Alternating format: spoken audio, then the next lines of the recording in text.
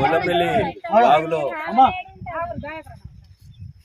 Permission ఉన్నదని చెప్పి వాళ్ళు ఇసుక తీస్తానికి ఇక్కడ రెండు ఇటాచీలు ట్రాక్టర్లతోటి బయట పోసి అక్కడి నుంచి వెళ్ళి ఆ ఇసుక ఎటుపోతుంది ఏంది అని చెప్పి మనకు తెలియకుండా కూడా వాళ్ళు మళ్ళీ టిప్పర్లతోటి బయటికి పంపించాలని ఇక్కడ వచ్చి ఇలా స్టార్ట్ చేయడం జరిగింది. దీన్ని దేవరుప్ల గొల్లపల్లి మున్పాడు గ్రామ ప్రజలు దీన్ని తీవ్రంగా ఖండిస్తున్నారు. ఎందుకంటే గతంలో ఇక్కడ డాట్ ఏరియా అని చెప్పి ఇక్కడ మొత్తం ఇక్కడికి కూడా ఇసుక పర్మిషన్ లేకుండా ఇచ్చిన రోజులు ఉన్నది గవర్నమెంటే. మైనింగ్ వాళ్ళే ఇది డాట్ ఏరియా అని చెప్పడం జరిగింది. డాట్ ఏరియా అని తెలిసినాక కూడా అధికారులు మరి వీళ్ళు మాకు పెట్టిరా, మరి అధికారులు ఎట్టిచ్చారు ఎందుకంతో కానీ ఇక్కడ ఉన్న మా ప్రజలకైతే మాకు తెలియడం లేదు.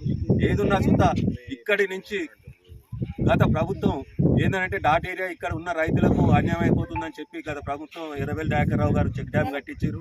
చెక్ డ్యామ్ కట్టించినాక ఇక్కడ ఉన్న బావులు అయితేంది, బోర్లు అయితేంది, ఇక్కడ ఉన్న చుట్టూ గొల్లపల్లి ఊళ్ళ వరకు, ఇటు మున్పాడు వరకు, అటు దేవరుప్ల ఇక్కడ ఉన్న రైతాంగానికి ఒక సంవత్సరమే కొద్దిగా మాకు నీళ్ళు వస్తున్నాయి, మేము పంట పండించుకుంటున్నాం, మా కాళ్ళ మీద మేము బతుకుతున్నాం అని చెప్పి ఆనందపడుతున్న సమయంలో ఇప్పుడే వాళ్ళ ఆశల మీద నీళ్లు పోసినట్టు ఎమ్మటే ఇక్కడ ఉన్న ఇసుకను మొత్తం ఎత్తిపిచ్చి ఇక్కడ ఉన్న రైతులకు అన్యాయం చేయడం జరుగుతుంది.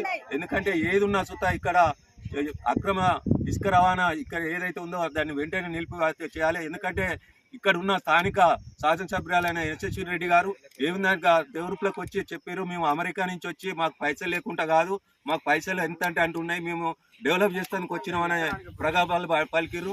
ఆ ప్రగల్భాలు ఇప్పుడు ఒకసారి వాళ్ళు మాట మీద ఉండి ఇక్కడ ఉన్న ఏదైతే ఇసుక పర్మిషన్ ఏది ఉందో దాన్ని వెంటనే రద్దు చేస్తే మీరు ఆ మాట మీద ఉన్నట్టు అవుతుంది. లేకపోతే మీరు ముందుండి ప్రోత్సహించి ఇక్కడ ఉన్న రైతాంగాన్ని, 3 గ్రామాల రైతాంగాన్ని ఇబ్బంది పెట్టి వాళ్ళకు జీవనోపాధి లేకుండా చేయడం జరుగుతుంది. కారణం మీరే అని కూడా నేను ఈ సందర్భంగా నేను చెప్తున్నా.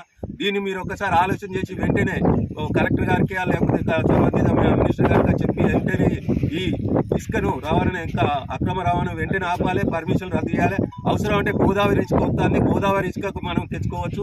ఇక్కడి నుంచి వెళ్ళి అక్కడికి పోతే 350 రూపాయలు ఇచ్చి మళ్ళీ అక్కడి నుంచి వెళ్ళి టిప్పర్లో వచ్చి ఆ నుంచి వెళ్ళి అక్కడికి పోతే వరకు ఎంత అవుతుందో మీరు ఒకసారి ఆలోచన చేయాలి గవర్నమెంట్ ఆఫీసర్లు కూడా.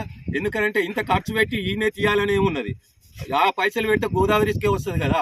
ఇక్కడ ఏదో ఫ్రీగా ఇస్తున్నామని చెప్పి ఇక్కడ ఉన్న రైతులను ముంచుకుంటా ఈ పెట్టుబడి పెట్టుకుంటా ఎందుకు ఇంత ఖర్చు సాధింపు చర్యలు ఈ ప్రాంత ప్రజల మీద మీరు చేస్తున్నారో మాకు అర్థం కావడం లేదు. ఏదున్నా సుతా ఈ పైసలు పెడితే మీకు గోదావరి ఇసుక దర్జా వచ్చి మీకు అక్కడ